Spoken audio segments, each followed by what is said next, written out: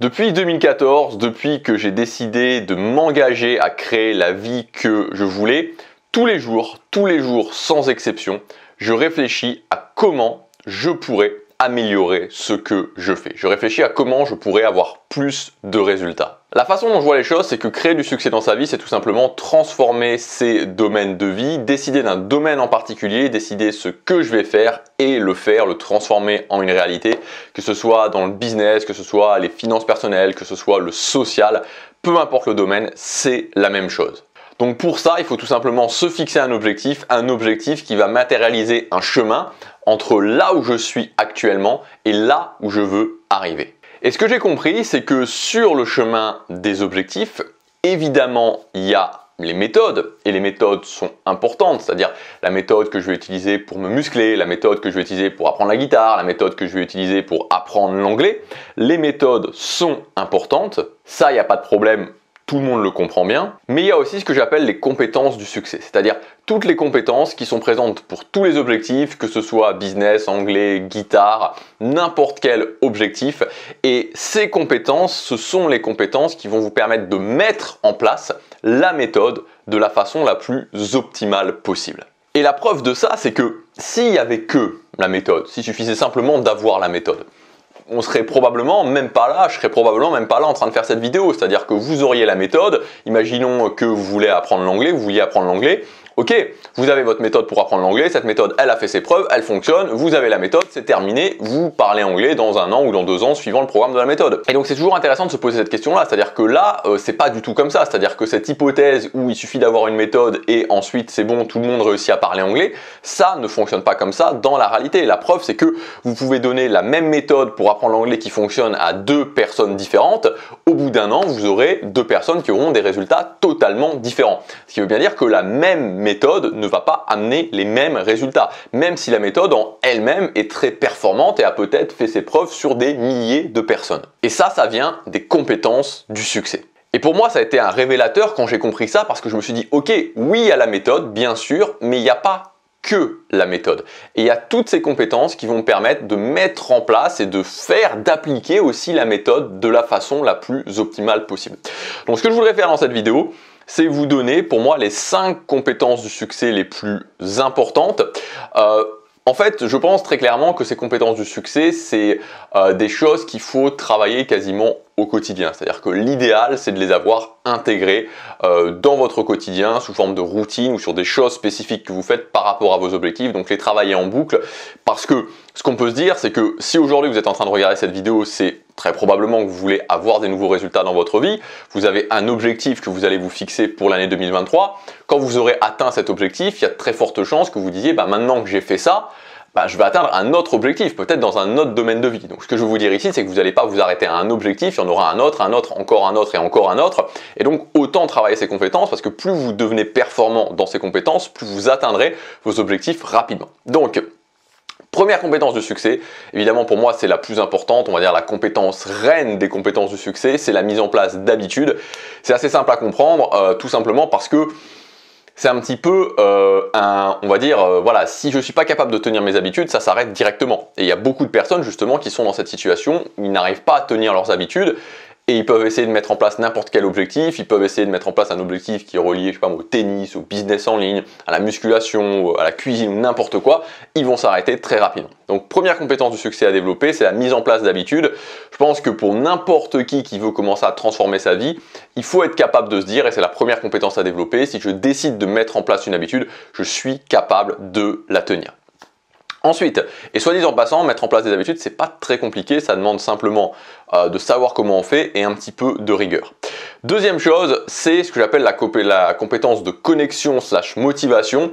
Donc c'est la capacité en fait à se rappeler pourquoi on se bat au quotidien, à se connecter avec les choses qui sont importantes pour nous. Alors on pourrait se dire que en quoi c'est une compétence? Alors premièrement c'est important de le rappeler parce que la plupart des gens ne le font pas, c'est-à-dire que la plupart des gens notent leur objectif et encore, enfin bon, admettons, notent leur objectif en début d'année et puis voilà, s'en rappelle une fois tous les 3 mois. Donc non, il faut se le rappeler tous les jours, c'est important.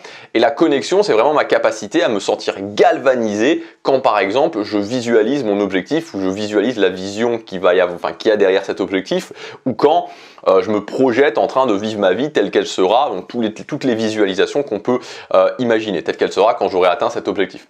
Donc voilà, c'est pas quelque chose, c'est quelque chose où au départ c'est tout à fait possible de commencer quand on visualise à avoir beaucoup de mal à visualiser. Moi au départ j'avais beaucoup de mal à visualiser. Un exercice que je faisais par exemple, c'était je m'imaginais en train de faire les courses en fait. J'en ai déjà parlé, mais ça je pense il y a quelques années, enfin il y a plusieurs années en arrière.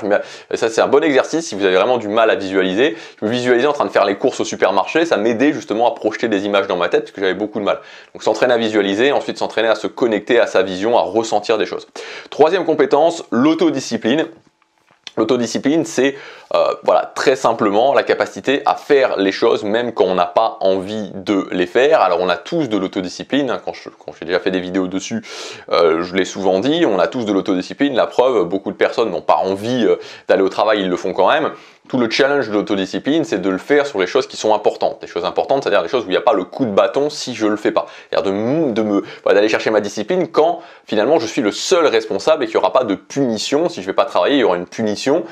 Si je ne travaille pas sur mon projet qui est important pour moi, il n'y aura pas de punition. Donc aller chercher cette autodiscipline quand j'ai pas de conséquences négatives qui vont arriver.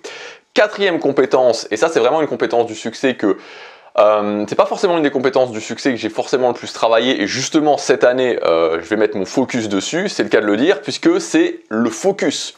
Le focus, la capacité à être à ce que je fais. Et le focus, c'est vraiment pas la compétence du succès la plus simple. Franchement, c'est vraiment une compétence du succès parce que c'est pas, si vous voulez, c'est pas comme par exemple les habitudes. Les habitudes, une fois que je sais comment mettre en place une habitude, ben je sais, voilà, je connais la méthode, je sais que quand les 20 premiers jours c'est un petit peu compliqué, puis après, voilà, après j'y pense même plus, ça roule. Et plus je mets en place des habitudes, plus c'est facile.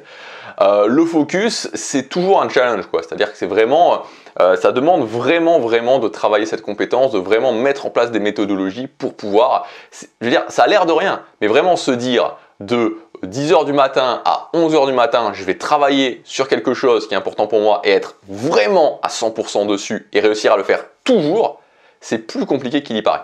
Mais évidemment, c'est une compétence du succès dans le sens où sinon je perds du temps, quoi. C'est-à-dire que si je travaille 1 heure, 2 heures ou 3 heures, mais qu'au final je suis vraiment que la moitié du temps ou moins à ce que je fais, c'est pas très rentable. Et enfin, cinquième compétence du succès, la stabilité mentale. On est dans un monde où il y a beaucoup d'impacts émotionnels qui peuvent, voilà, enfin qui s'opposent à nous, oui, qui s'opposent à nous, enfin en tout cas qu'on rencontre.